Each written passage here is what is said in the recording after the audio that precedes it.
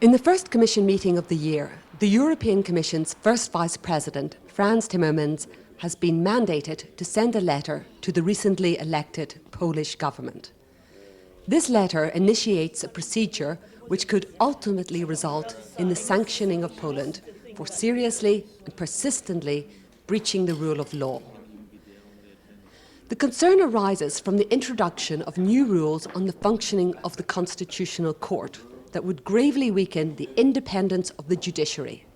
They've also made what are radical and political changes to the governance of the main public broadcasting organisations, dismissing the existing supervisory and management boards and making these boards answerable to a government minister rather than to an independent body.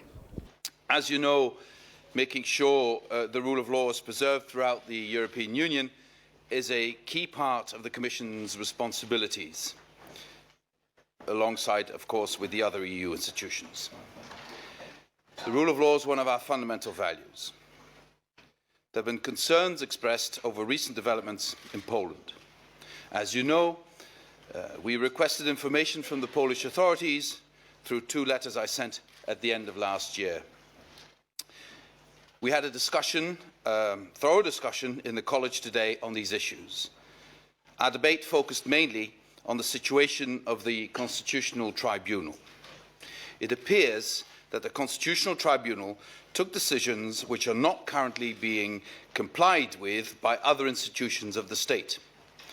And there are measures that have been taken by the newly elected Polish legislature that affect its functioning.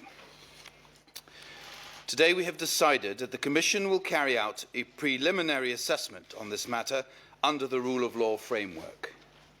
We are taking this step in light of the information currently available to us, in particular the fact that binding rulings of the Constitutional Tribunal are currently not respected, which I believe is a serious matter in any rule of law dominated state. The purpose of the process we have launched is to clarify the facts in an objective way, assess the situation in more depth, and start a dialogue with Polish authorities without prejudging any possible next steps. This aims at preventing any situation where the rule of law might be called into question. What we want to do is to make sure that the rule of law is preserved and help find solutions if necessary. I'm also conscious of the recent reform of the media law, which raises issues pertaining to freedom and pluralism of the media. I would like to recall that the rule of law, as defined in the rule of law framework, requires the respect for democracy and for fundamental rights, and that there can be no democracy and respect for fundamental rights without respect for the rule of law, and vice versa. Fundamental rights are effective only if they are justiciable, if they can be challenged in court. Democracy is protected if the fundamental role of the judiciary, including constitutional courts, can ensure freedom of expression, freedom of assembly, and respect of the rules governing the political and electoral processes. I have just signed a letter to Polish authorities inviting them to start a dialogue on these questions. And I've also indicated that I am at their disposal at any time to go to Warsaw to have a discussion about this. Let me stress very clearly, this is a cooperative approach by the European Commission. This is how we see our role as guardian of the treaty, to have a dialogue with a member state if there is something that needs to be discussed.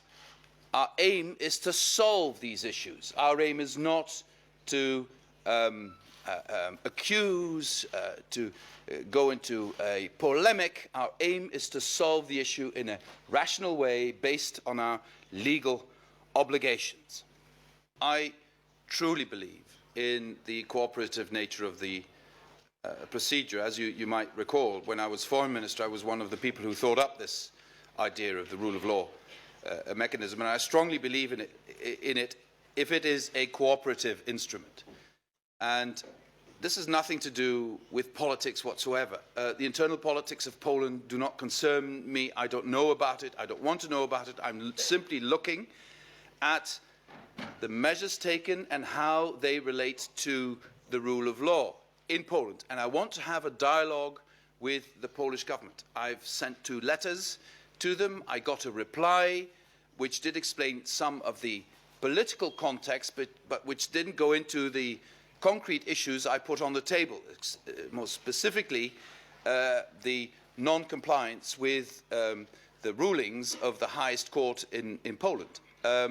So I hope that I can get an answer in writing to my letter, but even if they don't want to answer it in writing, I'm completely at their disposal for a dialogue with them directly in Warsaw and any other place in Brussels.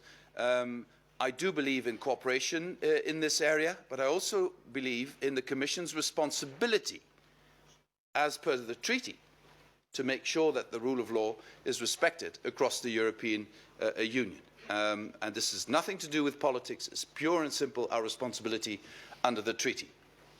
This is part of the rule of law mechanism, and the first stage of that is to assess the situation. And in assessing the situation, of course, we want to get the view out of Poland on how they see things.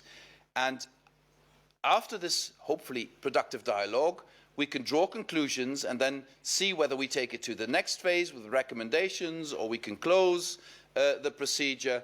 And given the fact that Poland has asked an opinion of the Venice Committee of the Council of Europe, and we want to work hand in hand with the Venice Commission, I would envisage that we would return to this issue more or less in college, more or less by mid-March, and then assess what possible next steps we might take. So I want to use the next couple of weeks as productively as possible to have a dialogue with Poland in order to solve any problems that we might see.